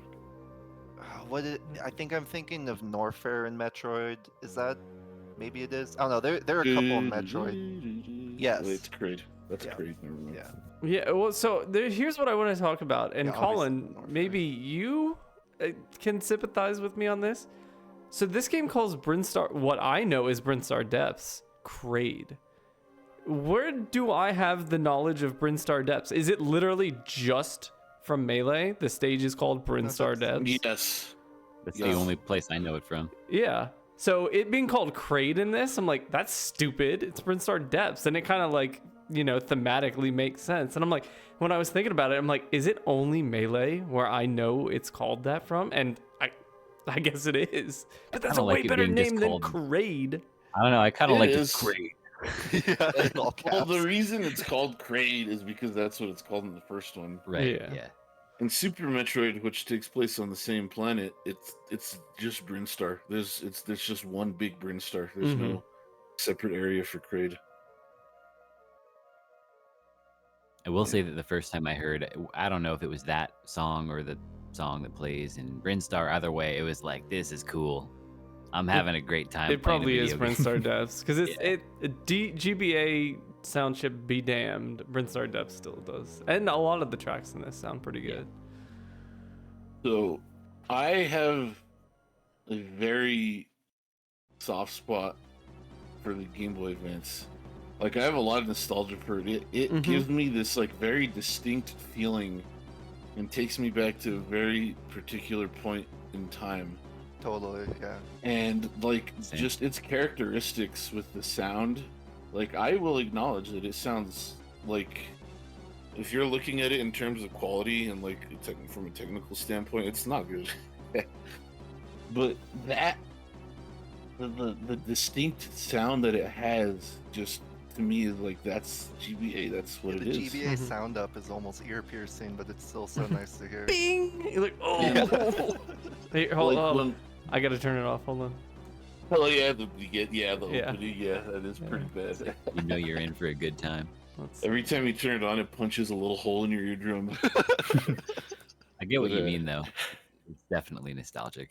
like it has character and it has like charm.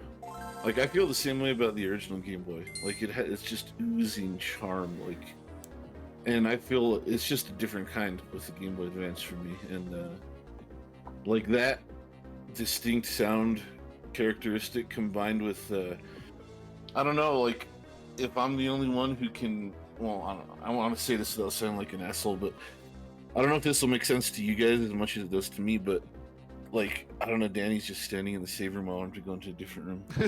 He just moved. Okay, so like the background, like here, this background, it has, I don't know what it is about the artwork in this background, but there's a lot of GBA games that have similar looking. Yes. Yeah, yeah. I see. I know exactly what you mean. Yes, yeah. And together with the music and that look, it's just like, oh, I love the Game Boy Advance. It'd be Yeah. more. Game Boy games typically borrowed from high contrast, really bright palettes because obviously, again, GBA wasn't backlit, so you really had to make up for that with the colors. So Yeah, you it makes fully sense. see Yeah, it when you look at it. it's a very distinct look that a lot of GBA games have, especially for like static, non-interactable graphics, like backgrounds. Like it's a very distinct look, and it's very GBA, and I love it. Speaking on So- that, just wanted to briefly say when I first loaded this game up, it was on the backlit GBA ISP, and then I tried it out on the frontlit one, and then that was the first time I really realized how stark the difference is. The frontlit one is really not so great. but Yeah. the backlit one is definitely nice. I never thought about like I always used the frontlit one growing up, and I never considered how much better the backlit one was. The This frontlit game one looks- was the first one to come out, right? Yeah, Yeah. that's right. Like, yeah. The frontlit came out after the DS, actually. Or sorry, the backlit came out after the DS. It came out in 05. Right. It's a very nice device. But yeah, this game looks actually very, very nice, especially native resolution. I don't know what. I'll go off on my original hardware bullshit, but Colin stretched it widescreen when he played it. I don't know, man. I just I'm did seeing this Metroid footage here. with This is Metroid. Danny. You're playing in the wrong aspect ratio. Listen, man. I will say the colors looked a little different from what I saw from what Danny is seeing right here. Depending on the emulator, it might have some sort of like Yeah. GBA Yeah. color filter on it, which whatever. But I just loved the colors and everything about how this game looks. But then, and this is not to take anything away from it, it's just sort of what we're talking about. I have, of the GBA games I like and I think are like considered to be, good games all around, I feel that way about all of them. And I think it's probably nostalgia for the GBA and just time of life, but also just like I love the color palette and vibrance and brightness and all that stuff. It just is totally my speed. Love it. Agreed, 100%. Well, I swear, I think it's a thing because I'm right there with both of you. I think if you grew up with the Super Nintendo, like there is very much Super Nintendo 2 in the GBA. So I Yeah. think it's just automatically like I like this. Like it is very, other than the fact that it does not sound very nice. Just how everything kind of looks, the kind of general like the color palette and stuff. It is very Super Nintendo. So it's just like it just translates well. And you're like, yep, I'm into this. Hmm. But it's like different enough to have its own unique identity. Oh yeah, very much so. Yep. Yeah, I love it. And one I thing, go Oh, ahead. sorry, go on. Okay, so one thing that I found, I don't want to say surprising in this game, but when I noticed it, I was like, all right, I see you still care about this and are paying attention to this, but for me, a big part of the Metroid experience is just like the atmosphere and becoming immersed in like a world. Like a lot of games, like they have their audio and visual stimulation and it pulls you in, but I feel like Metroid games do it differently, where they combine all the different senses into one like unique, engrossing experience. And Super Metroid has that like big time. Like Super Metroid is very atmospheric. It's a Super Nintendo game, an early one at that. And this game, I remember. I don't remember specifically at what point it was during the game, but I just sat back and was listening to the music, looking at the art, and just appreciating it as a whole, as like a package. And like it had an atmosphere. It was engrossing, and I appreciated it quite a bit. And that's just the thing about this series that I love so much. One of the many things about the series that I love. And this game pulled it off. Definitely pulled it off on that tiny little shitty screen. Now I want a shirt that says Metroid games do it differently. I agree, Super. That's something that popped out to me for sure throughout playing this game, Super, that long ago. The goodness, the vibes, man. Well, one of the things, though, and I'm going to say this in regards to the atmosphere, is that I find this game's art to be more like the game art, the game box art. How it looks more like I'm gonna really show my Metroid nerd side, the like 2001 like manga they had that's like super pen and ink style.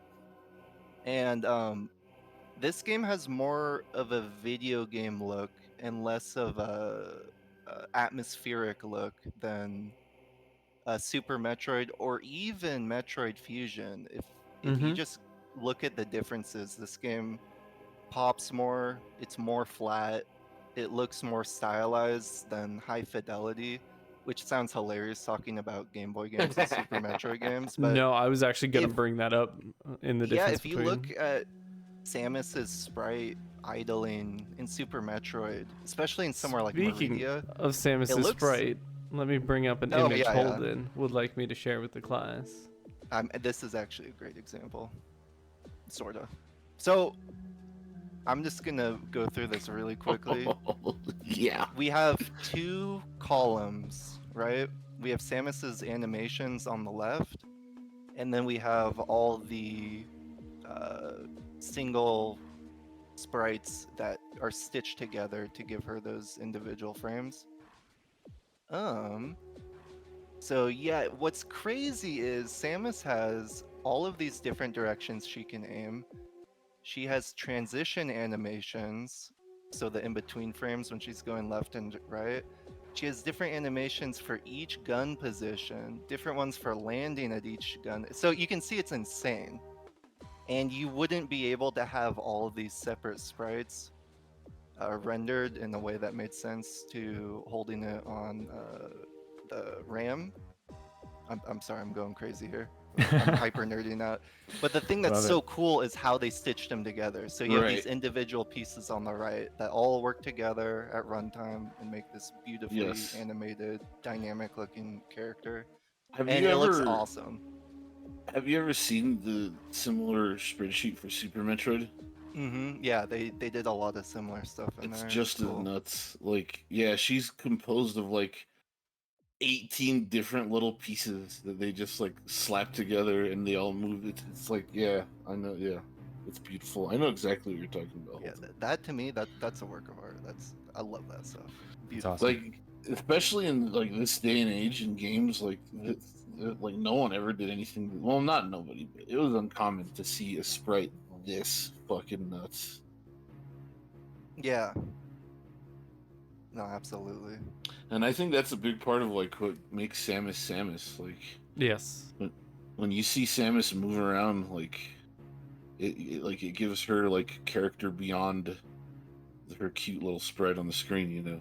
Yeah, like not only like is Samus like her character, but Samus's power suit is, not to sound memey, but iconic in that It like is. every It is. piece of it, it like you know it because you see it like as a part of her character. Right. It's a good point. I'm glad you brought up that little Yeah. graphic there. That was It awesome. made me appreciate how like Danny in the gameplay there was just like micro stepping forward while aiming up, and I was like, look at what her back leg is doing. It's crazy, you know. There's like actually little Stylistically too, crazy I find animations it. for that. They even try to retain the NES Samus kind of goofy run. Like she's running kind of slow and she has these Yeah. exaggerated arm pumps, but that's what was faithful to Metroid 1, you know? So, Mm-hmm. Yeah, again, Yeah, another... that's great. Yeah, I'm also just admiring the light shading, or just the shading, the effect of light. I don't know, like, is that separate? That's separate sprites, right? Just her idle stance where she's glowing different colors. Yes. Yes. Yeah. Even though she's not actually moving, that's pretty. That's nice. Oh yeah, totally. Like it almost looks like if you're watching like the Discovery Channel and seeing like some kind of creature like sleeping and breathing, and you can see its whole every muscle moves separately. Oh as it yeah. inhales and exhales. That's like Samus, like her 2D sprites. Like, well, not all of them, obviously, but like in this game and Fusion and Super Metroid, like it looks like an actual living thing, you know. Yeah. Cool. It's a lot of man hours. Hmm. That's why I guess I'm a little tangential here, but it took a very, very long time for the Super Metroid community to start making custom sprites for Samus and the randomizers, because it was like very difficult to do. Yeah, for sure. Yeah. I'm admiring the run animation now because I never even thought about how similar it is to the Metroid 1 animation. Now that you Really? mentioned that, hold on. That's like the first thing I noticed about it. Like once I booted up the original after I beat it, I was like, oh look, she runs the same. Oh yeah. I love her sprites in original Metroid, like the massive helmet. It looks. Yeah, it's so. It's like goofy. spaceman-ish, you know, Yeah. like a Oh, yeah, classic dome helmet. So On that. Oh, sorry, Colin. Go ahead. I'm just gonna ask if anybody knows, sort of like from a lore perspective, if they had from the get-go with inception of original Metroid, or conception anyway, did they know Samus was gonna be a woman, or was that like Yes. after? Yes, I think it it's was. just based on Alien. Yeah. Or inspired. Yeah, it Yep. is. It's Alright. pretty unremarkable, to be honest. It's also what I think we've talked about this. Like, it's just Android and Metro put together. Yeah, Metroid, Alien. Like, it's pretty silly. Rip This it off. just sounds sick. It does No, but sound that's silly. one thing that I really like about this series also is how heavily inspired it is by Alien, but not too heavily inspired, because it's not like all H.R. Geiger-ish with a bunch of phalluses everywhere. But Yeah, weird wall penises and yeah, fleshy something. Oh, they but say it's it's the just room. enough inspired by Alien to be noticeable, and also it does it well, like without copying, I guess you could say. A decent question from the live audience, the studio audience at home, and it's gonna lean into one thing that I think that I don't know if is a hot take, and Holden kind of touched on it, like that this game has a different look, but Fusion it was weird playing this. I was like, I had a weird experience having never played this before. I was like, oh, this came out before Fusion, because Fusion looks way better. Fusion came out 2 years before this. I did not know that. Yeah. And so it could be largely chalked up to personal preference. Fusion has a more like detailed, clean cut, like every angular, like black lines on everything. Everything is like really sharp, like Yes. really sharp. And I Yeah. know I prefer, like I like that look. So that was, I guess, a little bit of my own bias. I just really like the look of Fusion over this, just because of how clean and like nice and I do fine. too. Yeah. Did you Everything get the secret? Did you get the secret? Nope. Oh, okay, I gotta go. Turn off the gameplay. Is it in the save room? I can't Yeah. remember. Yeah, Yeah, it's there's secret. that's like kind of a rule break in my opinion. Save room Metroid secrets games aren't yeah. supposed to have. Yeah. Yeah. But anyways, to your point, Danny.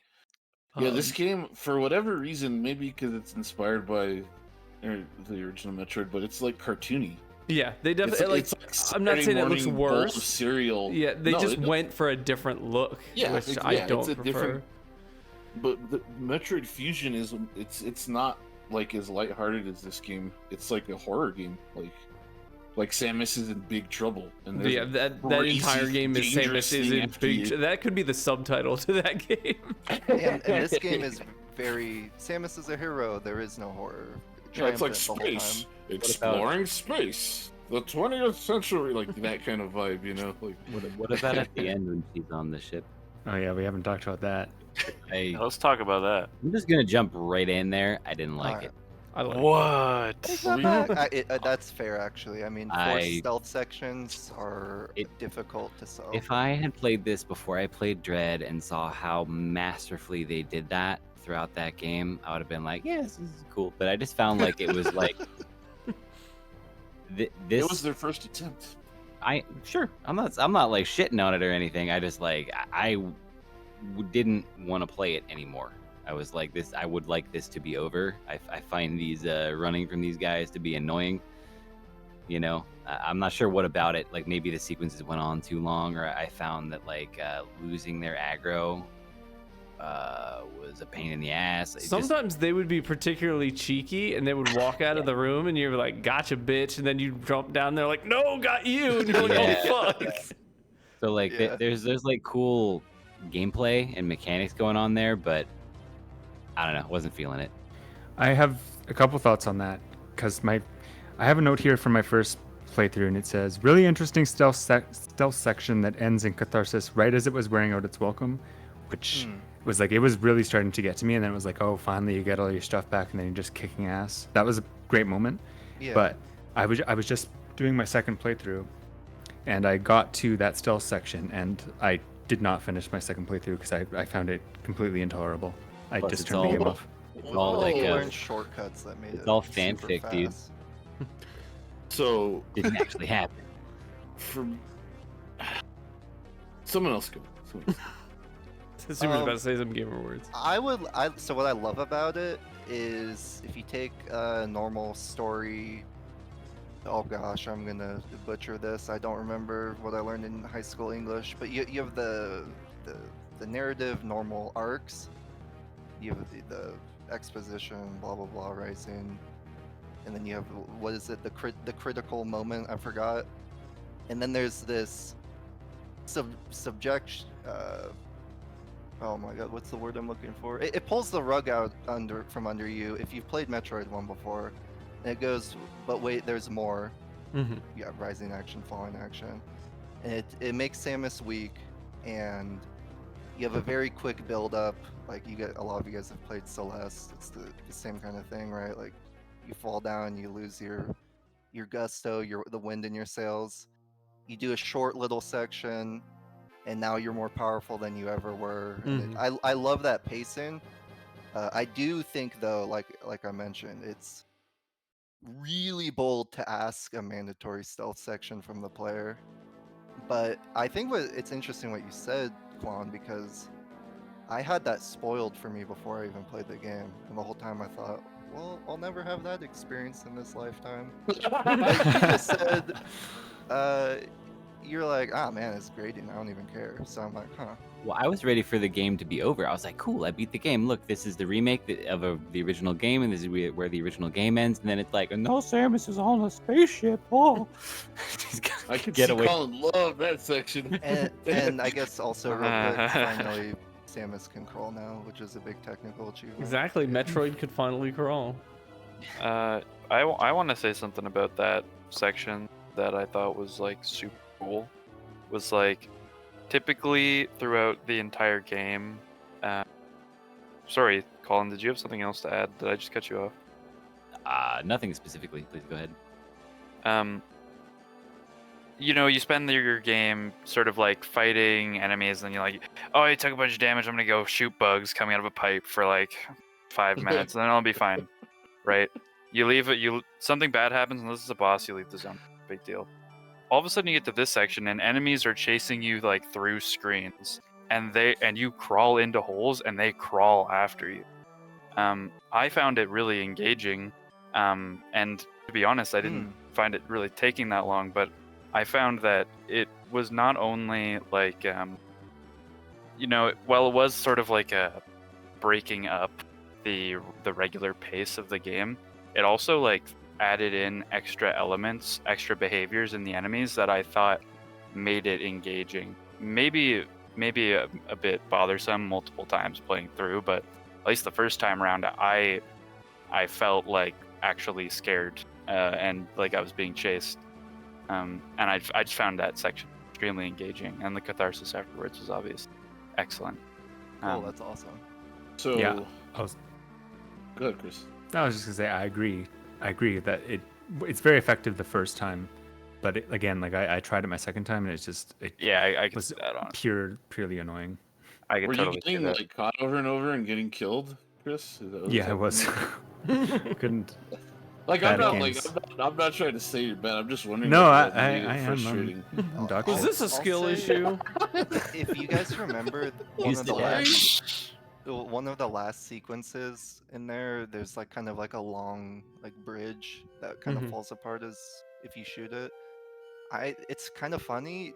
A couple of those rooms, every time I play this game, I kind of sort of just wing it.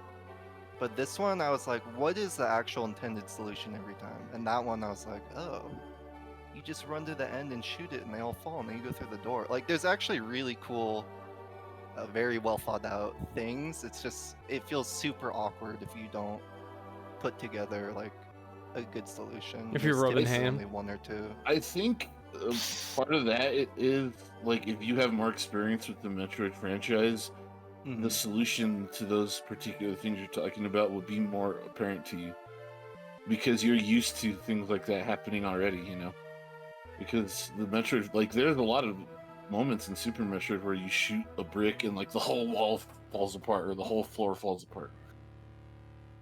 And I think, I don't know if it's, I'm not trying to excuse anything, but I think it's just one of those things where, you know, if Yeah, you and that's are really more hard familiar, to predict that player psychology. You it know, is. like It is. it takes so much playtesting, but yeah. Yeah. Yeah. One thing One thing. Oh. I'm going this time. All right, go ahead. So the first time I played this and I got to the stealth section, I was like, what the?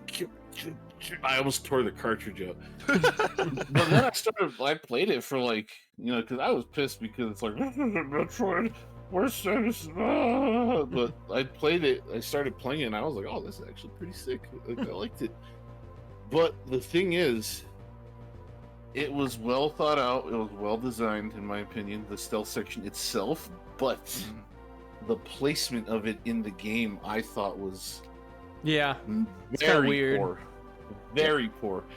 Yeah. Because the thing is, you don't get to your fully powered up form until the game's 99% done. You don't get to feel fully powered at all in this game. Like, you don't get your gravity That's suit and true. plasma beam and screw attack until the game's over. And it's like, well, what the fuck? Like, I'm just now like a beast. I'm Samus from Super Metroid with the plasma beam and wave beam and the gravity suit, like, but you just can't. Here's your credits. I don't know. I agree. I was feel- like, it's over? What? I feel like it was a huge mistake, a huge misstep on their part to withhold your fully powered form until literally the end of the game. So And- I'm curious, do you think it would have been better if, let's say, they put in one extra padded section that wasn't in Metroid 1, like Yes. third boss, you get fully powered up, gravity suit, plasma beam, all that, and then you have this next section just as is? Do you think What that I would've think felt should have better? happened was you kill Mother Brain, Hmm. the stealth section happens, but then you're unleashed back into the world, and you have to hunt down Mecha Ridley. I was about to say it needed a meta Ridley. I mean, there is Mecha Ridley, but he's a complete fucking joke pushover, like almost satire. Like Mhm. Yeah. at the end of the I game, know, it's hey. like he Kinda like the even final like boss crawls votes. towards you like all weak. He can't even fucking walk. He's- Like, I'm not sure what they were trying to His accomplish. osteoporosis. It's kind of weird too because you go straight to the boss, but you can also go down power bomb that one Yes, you glass can tube, power and bomb the glass tube you and can go just back. go explore the whole map, get Yes. everything. But But you don't need it to. feels pointless. Like, It is why? pointless. Unless you're trying to 100% the game, there's no reason to go back into the world Mhm. after you And get your if fully you powered choose to, form. there's some gosh darn sneaky shine spark things you got to do in it for a couple of them. I Yes, think. there are. So, yeah. There are. But I Oh feel my! like Yeah, you the should one have E been. tank near Meta Ridley. Whew, there's a Yeah. crazy one.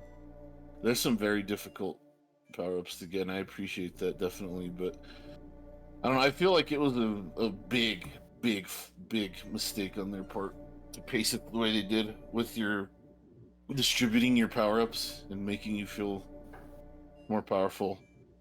Like And that I was so disappointed the first time I beat this game because I It's was a like, very oh quick shit, Metroid. here. Like the little sequence where you have to shoot like the little glyphs on the wall, right? And you Mhm. get your suit back. And it literally says you have your fully powered suit. That's what it says. Like verbatim, like that's not exactly what it says, Mhm. but you know what I mean. And you're just like, oh, let's You are the go. ultimate Metroid. And then the game ends. Like, what, dude? what they should have done is put a remake of Super Metroid right after it. There you go. May I Well, I mean, ask, what was everyone's clear time?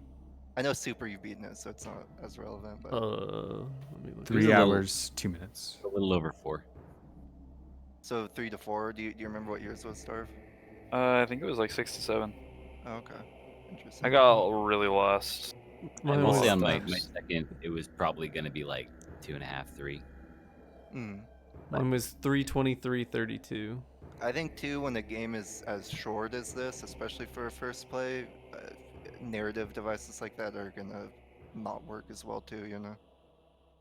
I just feel like it was very poorly placed in the scope of the progression of the game, you know? Mm. Yeah, it's kind of cool we got a backstory for Samus though. Yeah. Yeah, Like, seeing that It's like also- proto power armor was pretty cool. It's The- also pretty neat. This whole Chozo thing, yeah, a lot of the comics I was talking about. Yeah, the kinda define manga that, but really goes in depth on a that lot part. of Prime's development dictated a lot of this game's art style too, a little bit, because that was another reference point. Even though Nintendo is very like not into the Metroid of America, like, Prime does not do nearly as well in Japan. But, I thought it was just Metroid period doesn't do well. that, but also Primes are like even do even worse. That's a shame. Yeah, it If is a that makes shame. Dread sold well. if that Yeah, makes Dread you feel Thank better. God. What a miracle! But Game's amazing. Game is amazing. It's all right. I Shut have, up. Find out Dude. our take in 20 years on Metroid Dread.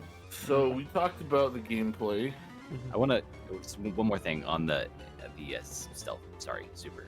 No, you're good. You're good. So I think maybe just to crystallize, like maybe why I didn't like it is that, and I think this is also to do with what you're saying about it being right at the end. That's less to do with the sense of like the awkward sort of progression there of like, oh, I'm really powerful, and then I'm weak, and then I'm really powerful, but the game's over. What does it matter? For me, I think it was that like the Metroid. This game is so quintessentially Metroid in how it behaves and how you progress in terms of power and what you do with that. And then you get to the end, and all the behaviors you've learned of enemies and what Samus can do, like flies out the window. And I think you get to that point as a player, and you either are on board and you're willing to be vulnerable, naked Samus, Oh baby. or you're not. Oh baby. And for me, I hit that moment and was like, I don't want to do a stealth section, you know. Mm. I just didn't want to do it. Not I, my I Metroid. totally get that. Yeah, Totally get that. but I like from a narrative perspective, I do think it's cool. You know, the idea, Yeah. and I can see why people would like it. I think it feels like something that would have been almost better served as a bonus game that you unlock, like a bonus mode after you beat the game. It's like you beat the game and then you unlock Birthday Suit Samus Funtime Adventure Okay. on their ship or whatever. Gotta go. Because that's what it feels like. It moderate. feels like so unrelated to the main game, where I think it would have actually improved the overall experience because I have zero interest in playing that again, I think. But I don't know, maybe someday replay Zero Mission. But what am I going to do? Just quit the game at that point every time? Play it on That's hard. not super sad. Does it change? Oh yeah. I mean, does it change the stealth section? Yes. Really? You die a lot faster. Oh, great. That's what I need. It makes it I way will better. say, I was kind of teasing at this earlier, but there's a lot of even built-in shortcuts to that section too. It's pretty Yeah, cool. there. There's a lot of like, oh, I don't want to do this whole like horseshoe giant like 4 rooms in a row, and there's like a secret vertical tunnel to wall jump up, and it's like, what? That's cool. I don't want to do this next time I play. So I think I'm the honestly devs realized surprised. that too. I'm surprised that you guys. There's like I was like coming into this. That was like my literally probably my favorite part of the game. Like, was that section? Stealth. Yeah, I'm not You joking. should replay it. I thought mean, it was sick. I like that section. I like it. It's just when it occurs in the game is, Yeah. in my opinion, like not just a mistake, a horrible mistake. That's fair, honestly. I'm just like I thought that was like, I don't know. That's interesting. That's just interesting. I actually have a lot of negative things to say about this game. Yeah, me too. Even as far as the art goes, and I'm the one who asked Donnie to pull the So sprite I sheet have- up. I have in my notes, like at the end of the notes, I just did a little rapid fire criticism. I wrote too short, too linear, too easy, anticlimactic, bad power at pacing. Mhm. And I think all those things come together to make it one of the weaker entries in the series. But it's still a good game. And he just killed Metroid. Yeah, Metroid will never recover. One It's a thing- solid Metroid game. It is. One thing I think I I can forgot do to mention that I thought was cool was when you fight. I don't know. I just remember this. I'm sorry. I'll be quick. But like when you go in and like fight Ridley, said Ripley. Like the doors like lock and you're like, okay, what's going on? And then as soon as you like turn around, like it's almost like a cutscene, like really quickly plays, and I was just like, oh shit! I thought that was really cool. Doesn't Cool, that like- happen in Super Metroid 2 right at the start? Mhm. Kind of. Like Yeah. you go into that room, you can't leave, and you're there for like 10 seconds, and then you see And then like the eye Ridley lights in the up. Yeah, he background. fades in. Badass, dude. Yeah. So just a little side note here. And I heard someone earlier mention that it was cool how they expanded upon the story and the lore in this game. And earlier, Holden mentioned the manga, and that has like Samus's complete origin story in it, and it's interesting because this game kind of at the end of this game, it shows that little doodle that Samus did with her and the Chozo. Mhm. So what happened? You'll Samus, make me choke up. her parents lived on, I forget what the planet was. It was a mining planet, right? And the space pirates showed up and just like killed everybody. And Ridley personally killed her parents in front of her. And Dick. and like critically mortally wounded her as a child, like a little girl. And the Chozo saved her life and took her back to their planet, and they used like their Chozo technology to save her life. That's why she's so cool, man. Why she's got so much That's like even I under almost- the KFC suit. family pack thighs. Yeah, it thighs and almost made me just start breasts. talking about every Metroid simultaneously. But yeah, her character is really cool. Even But, though, like- as we just established, the beginnings were, Metro and Android. Right. But like if you play, like I don't know if this is intentional or whatever, but it's still it is what it is. When you're playing the stealth section, Samus can still jump high as fuck and do a Mhm. bunch of fucking flips, and like she's not a normal human because of what happened to her. I just think that's pretty cool. Just Well- had that. It's interesting, like you bring up, like Samus's backstory and lore. It's like something in Prime that it goes completely untouched that you would never know without that backstory. It's like when you first see like her have a confrontation with Ridley in Prime, Samus freaks the fuck out. and it's so like out of character. It's like, wait, bounty hunter Samus, I'm gonna kill everything. Like, what the hell's her problem? Why is she freaking out? It's like, you know, her backstory. Ridley is who killed her parents and almost killed her. Is So that it's canonically the? Oh, sorry. Is that the?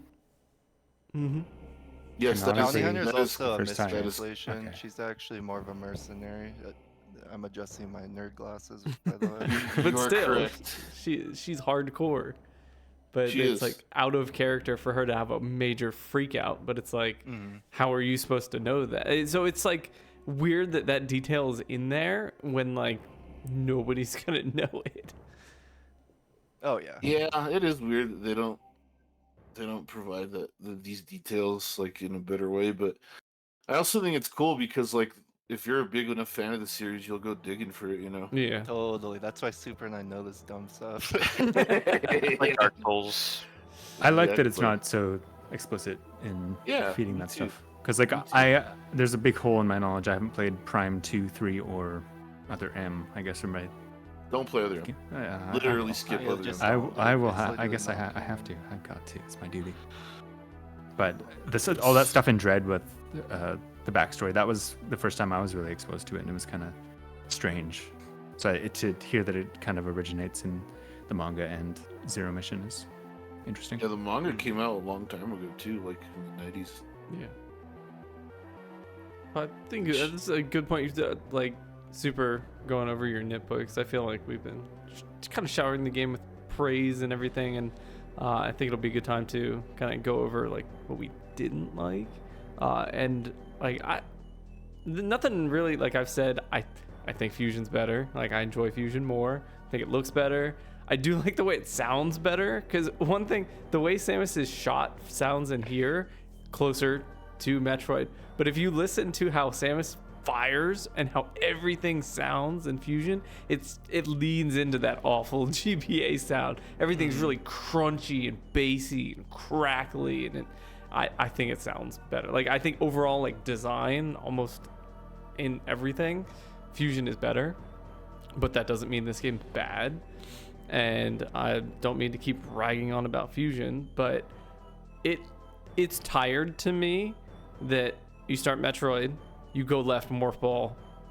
Like obviously this is a remake, you do the same thing. Super Metroid, you do that same thing. I know you're revisiting, what is it, Zebes, like the planet, like, so I get it.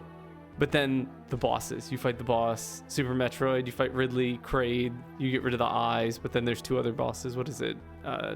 Dragoon or Dragon and Phantoon. Like you get rid of their eyes, then you fall through and you fight Mother Brain. It's like so many of the same story beats. And this game, I guess, is a little bit free from that because it literally is a remake. Like you do that same thing. So when in Fusion, you were in a different place. Like you were on the, what is it, BSL ship. Like there were different environments. Like it didn't follow like the same, literal same beats. Made a lot of like, it made me enjoy it better. And so going into this game, you're like, oh yeah, go left, morph ball, fight Kraid, hit statue phase. Like it was like been there, done that. So again, because this was a remake, it made more sense that it was here. But after playing like the original and Super Metroid and now this and doing that 3 times, I'm like, yeah, I get it. But it was nice to divert from that. So seeing it again was like, yeah, well, whatever. But other than that, like I think Fusion as a whole is more enjoyable. I liked it more, but this game is still very good. Like definitely enjoyed playing it. Would play it again, even the stealth section. Hard mode. Hard mode. Yeah, I think my biggest criticisms towards it are mostly relating to it as a remake, just because I did go back to the original, and this playing Zero Mission actually gave me more appreciation for the original, and then coming back to Zero Mission after playing a good chunk of the original again kind of lowered my opinion of it a bit, just because of mostly the linear nature and handholding, and the fact that the original game is so The opposite. yeah, It it's is it is literally exact nothing opposite. Yeah, to they're tell you that- anything ever at any point. and it's like that's what makes Metroid so compelling, is that it is so especially for the time, like a 1986, 87 game. Nothing else like it on the console at the time. It's just super bold, and it makes you feel there's like the sense of isolation and stuff. I think it's super effective. When I originally played Metroid, I did appreciate it, but then it was like I could only really think of it as like, yeah, this is the concept that they perfected with Super Metroid, and it's mostly just a great proof of concept. But coming back to original Metroid now, I think maybe just my tastes have changed, but I think the original Metroid is really, really great. I'm just kind of talking about original Metroid at this point. To add to what you're saying, like, it's important. I think it's important. Yeah. To add to what you're saying, I think honestly, everybody should experience the original Metroid, even if you use a map, like you look up a map, or even a walkthrough. Or there's ROM hacks out there that add a map and add saving. And I would, if that's the only way you would play that game, I say do it, because that game has its own place. It stands on its own, and it deserves to be experienced, in my opinion. Absolutely. And you were talking about atmosphere and stuff. The atmosphere in the original game is dude, incredible. It's really good. Also, just to clarify, the original game did have saving on the Famicom disc version. So if you're emulating, you're right. yeah, you're right. the original version has an extra sound channel as well. So if you are, forgot. yeah. But Save states like a real gamer. Yeah, sure. Yeah, My man. Save only if you save state only on the password screen, then it's okay. Yeah, Otherwise, I'm yeah, calling the that's police. True. Right. Better call 'em. That's funny. All right, we would like to close it out on our like kind of finishing thoughts on the game. Yeah. I'd say we might want to follow the same order, Holden. Since you went first on your opening, go ahead and start us out. Certainly. So, I guess on the topic of the negatives, I'm just gonna reiterate my points, which is that, actually, no, I'm not gonna reiterate. I'm gonna take one step back because I am hesitant on calling this the definitive Metroid 1, in that it's controversially, it does, again, it spits in the two main pillars of Metroid. But it does it in such a way that's such a good polished product, where it's like I still respect it so much as a game, and again, its design intentions. But I would argue everything I dislike about it, or maybe 95% of the things I dislike about it, are it being the compromises they made putting it on a Game Boy Advance, a handhold specifically. But I love this game. I love this conversation. It really made me think so much more critically of this game, and I am just absolutely dazzled by the conversation we had. So I also want to take this moment to say thanks to all the fellows. Thank you. Yeah, thanks for the Thank solid you. pick and the idea for Wood Club. Here So we what are, you're saying season is 2. This was your croc. This was no. How no, dare I you? Like Colin, I don't know about that one.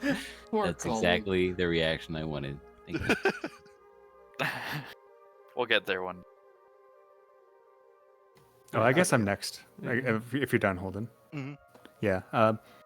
I kind of already just said what I was thinking mostly. And again, to go back to the start, what I was saying, I think, I think if nothing else, this game is an interesting exercise in design, and like as a remake, it's, I don't know, interesting. It's definitely polished, and it may be polished to a fault because, like I said, they sanded the edges down to the point where you don't have to think. Like it's kind of, I was literally just like watching Super Stream and watching a movie, and like just playing through it like on my second playthrough, because you don't have to think. You just follow the objective marker or whatever, and that is the exact opposite of what Metroid 1 actually is. But again, it's designed so well as a linear game that it's hard to like, I'm not going to say it's a bad game at all. I think it's a very solid game. I definitely have a problem with repeat playthrough of that stealth section, but again, that's a skill issue. So I don't know. It's Oh no. it's a good game. It's a good game. I think we need some page crumples. And Also, yes, we need some scores. no, the audience would like to add in that they would. There's demand for Chris to read what Oh, he wrote. true. Oh yeah. Let's Verbatim. hear it. Let's hear it, Chris. Read it. Wait, what? Read Oh it, no, read it was literally just notes. I've read everything. So, Oh, it. Sure. I believe you. I believe you, Chris. Holden, would you Holden, like to give a score? I'm gonna give it. It's still biased, but objectively, I still think this game's a 9 out of 10. That's my score. Sue me. Good score. And Chris, how many crades out of Ridley? it's a crate out of a Ridley. Okay, all right, Wow. nailed it. I like it. I like it. The fun fact: did you know that there's actually 2 crates in the original Metroid? I think I remember that. Why is that a thing? Yes. Sorry. I don't know. I don't know, dude. I don't know. But there's 2. All of the us. all the brother Craig. crades live in Crade. That's why it's called Great Crade.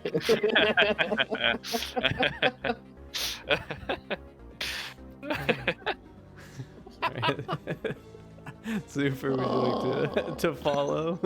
Sure. Like I said, I have a lot of serious criticisms of this game, but luckily, its foundation is solid and strong enough to withstand these flaws and still stand on its own as a solid, fun experience. And if I had to give it a score, I'd give it an 8. 8 out of 10. That's a good score. It is a good score. And I myself, I'm kind of banged on about it. Like, I think this game's a lot of fun. It was my first foray into bomb jumping, as I'm doing in the gameplay. I just like doing it. It's kind of You're having fun. fun right now. And it made it really interesting because I would have.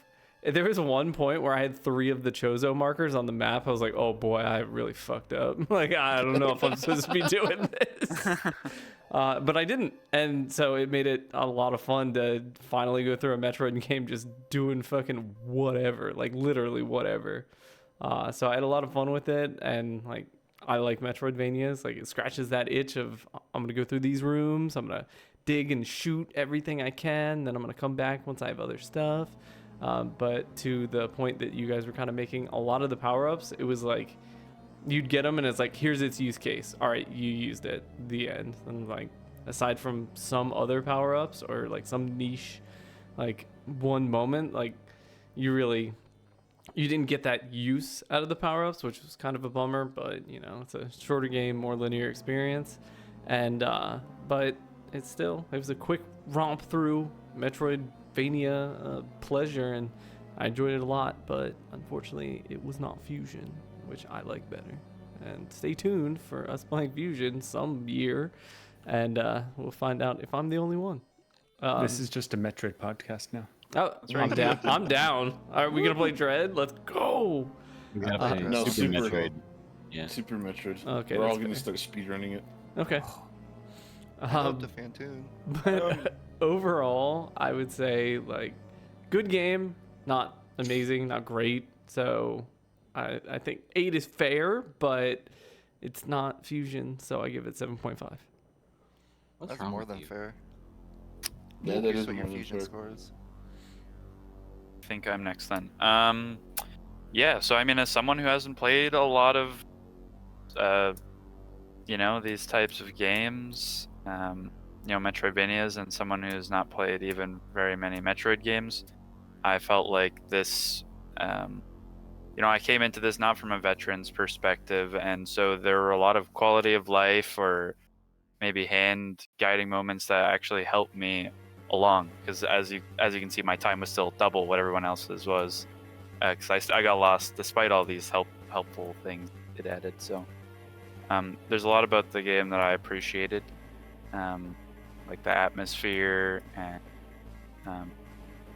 some sections of the game that other people didn't like as much. But that's okay. And you know what? It's so funny. When I was playing it, I beat it, and I was like, "Wow, that ended really soon." And I was like, "I don't really have like anything to say about this." That was just like, oh, it was solid, you know. So I don't want to give it a 7 because I feel like I've given 7s to much worse games. I think it's gonna land for me on an 8, just because it felt very polished and yeah, it just felt good. So I'm gonna stick it with an 8. I like it. Good score. I forgive you for giving Faxane to do a 3 now. Lucky I don't change it to a 2.5. No. I was gonna Touch say poison. He's gonna alter the deal further. Darth talking about giving a 7 to worse games. He gave a 7 to Legend of the Mystical Ninja. So let's just hold that in our hearts for a moment here. I had a big thing I wrote, but I have said all of it already, just in pieces. So I'm not going to read it because it would be a waste of time. Sure. I'll send it to you, and you can read it, you bitch. Text that bitch. It's funny. I don't have a whole lot to actually say for the same reason. Like I've said my main thing with it. Like I had a really good time playing this game until the end, you know, and even then it was fine. I just wanted it to be over when I beat Mother Brain. But you know, I've never played a. Let me think. I've never played a Metroid game that I didn't like, so I'm not surprised that I liked this. I don't know. This felt like a very safe entry, which we've talked about, I guess, in terms of like making sure that it's very approachable from a casual perspective. And I am largely a casual these days, so I didn't mind the fact that it was pretty on rails by intention once I was on that wavelength, right? Like once I was like, oh yeah, duh, the statues are telling me to go there. I should just go there. And then it was easy breezy, right? And maybe I'll replay it at some point and try again to find some sequence breaks and stuff like that. But I don't know. It felt like a really comfortable, fun game when played the way they clearly intended you to play it. I think from a visual and even sound perspective, it was lovely. You know, GBA sound chip aside, could have been harder, sure. And I don't really have much to say in terms of it being a remake because I didn't play the original, but maybe we'll change that one day. You should. Yeah, I think I'd like to after hearing what everybody had to say. But yeah, anyway, I think probably the most interesting thing for me with this game was just sort of comparing it to what Metroidvanias are, and like that being sort of a jarring like this game is a remake of the progenitor of 50% of the DNA of Metroidvania, so of course it's not gonna be exactly that, but it's neat to see what is and isn't the same in what I would expect from like genre staples, you know. So anyway, I think I want to give this I was kind of going back and forth. I want to give it an 8.5. I really liked this game, although I do agree with everything Super cited as things that are detrimental to the experience, but I had a great time with it, and I think that its strengths definitely outpace its flaws. Cool. Well said. Well said. Yes. Jinx. Jinx. Indubitably. You almost soda. All right. What's up with Well, Dan? I What did feel you like say? that was a juicy wrap up. It was nice to play. I think this is it's always an interesting discussion when we're all on like the same wavelength, because it's like finding like the small things we didn't like, and then other people being like, oh yeah, that kind of makes a lot of sense. Whereas like when we're kind of opposed, it's more of a like an argument. Well, you didn't like that because you're dumb and you just didn't get it. Yeah, that's how it always goes. Yeah. That is how it goes.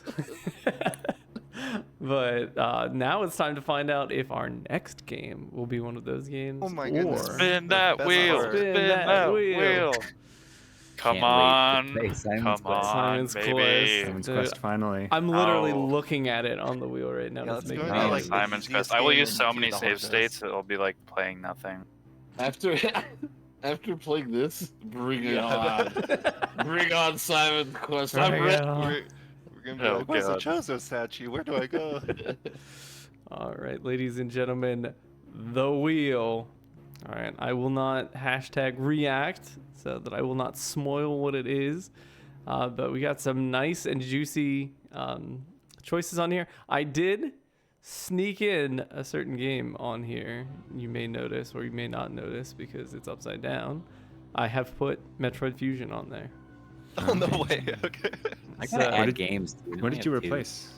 I just Yeah, I added got the third two game on now. Oh, okay. because we've hit 2 of my picks, so Okay. I got through some stuff on there. But yeah, if it is one of my picks, we will re-roll it. But Same with mine, obviously. time to find out.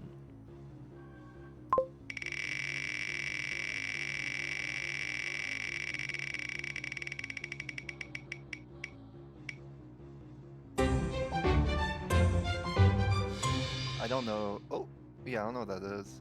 I don't know what this is either. Super, is this your pick? Yeah, that's one of my picks. Yeah. Is this one of those Interesting. crazy games? Is this one of them hentai games? Yeah, It's hentai mahjong. Yeah, it's Let's hentai go. Tetris. All right. Oh. This will be interesting Bring, yeah, dude. because we got some. I don't know what the fuck this is going on. Which I think this is the first time where Yeah, like, I just look at the. I Mods streamed are this game cool. for a little. I didn't beat it, but it was during like one of my like variety streams where I just played a bunch of random shit. Mhm. I streamed this game for probably 2 hours, maybe. Mhm. I didn't beat it, but So I gotta ask, what system and what is it? Super Nintendo, Ooh. technically Super Famicom, Mhm. and it is an action platformer. Surprise, surprise! It's you jump and you have a weapon, you shoot enemies with it, but it's like You yeah, never you'll played see. a game like that. You'll see. I never played that before. All right, well, I'm excited because I think this is probably marks the first time that this is a game that like we're all not very familiar with. Yeah. I feel like I have a vague recollection of Super streaming it, Huh. but yeah, same. I'm excited to see this, but this was a rip roaring, hoot and hollering adventure because this was a proper return to form. Because last one was a recap, and then before that was a long game. Something I want to talk about long game. I know normally we deliberate it kind of amongst the council, but I feel like there have been rumblings. Do you all agree that there have been certain rumblings we've been hearing about? I've heard a bit of rumbling. Dragon's Dogma 2? Hell yeah. That's rumbling. So I'm going to throw it out there. Would we like to, on the spot right here, agree next long game is Final Fantasy Tactics? Oh, what about Dark Cloud? That's Holden. I know you're honor bound to vote for Dark Cloud. Well, what are the other games? I should shadow vote for Dark Cloud just to fuck it all up. Yeah. Oh, now we have to Yeah, vote. we don't know I'm if it's hearing too much tactics. dissent. I'm hearing too much dissent. Yeah, I know. It sounds like there's dissent. Well, I mean, what are the other games? Dark Cloud, System Shock, plus System Shock Remake. Colin picked like the Bouncer or something. I picked Dark Cloud. Kill you. Final Fantasy 2, you know. Final Fantasy 2. Croc 7. I picked that weird Square racing RPG that only came out in Japan. But I'm just saying, like, Holden picked his choice to, or altered one of his choices to Final Fantasy Tactics. I'm playing it this year regardless, so. He's playing it this year regardless. It is Darth's pick. I know Colin was, I don't know, I can't remember the votes. If Colin voted for Tactics. With KOTOR off the table, I would have absolutely voted for Tactics. And I feel like there's a lot of Tactics discussion. I am on board with whatever long game we pick. Sure, let's play Yeah, same. Tactics. All right, So, are we playing War of the Lions or the original, or does I it feel not like matter? that we can have the discussion about, but Okay. now that we've narrowed it down to that, Remakes are fucking disgusting when you. it's not really a remake anyway. Okay, well, we're gonna throw hands, bud. All right, but as to wrap things up, everybody got a double dose of picking because now we know that next video game book club normal episode is Do Re Mi Fantasy, and look forward to the recently announced Video Game Book Club long game, which will be Final Fantasy Tactics, possibly War of the Lions. But as always, this is a good one to start the year out on. Super, Chris, Holden, Colin, Darth, thanks for joining me. Everybody Thanks for hosting. in the live studio audience, thanks for being here as well. And always a good time, and looking forward to our next meetup sometime in March. Well, yes, I'm gonna say this was our best episode, and He's we thrown it. right now we have confirmed March 9th. If somebody has a Alright. problem with it, I don't care. No. Barring any unforeseen. Yeah. And even Blah, blah, then, blah. he still doesn't care. Yeah, it's still okay. Yeah, but March 9th for now. But we'll check Alright, out. so join us on March 9th for our get together, Seriously Casual, episode 12, Do Re Mi Fantasy. But until then, we'll catch you guys later. Thanks for joining us. Goodbye. Thanks, guys. Take care, guys.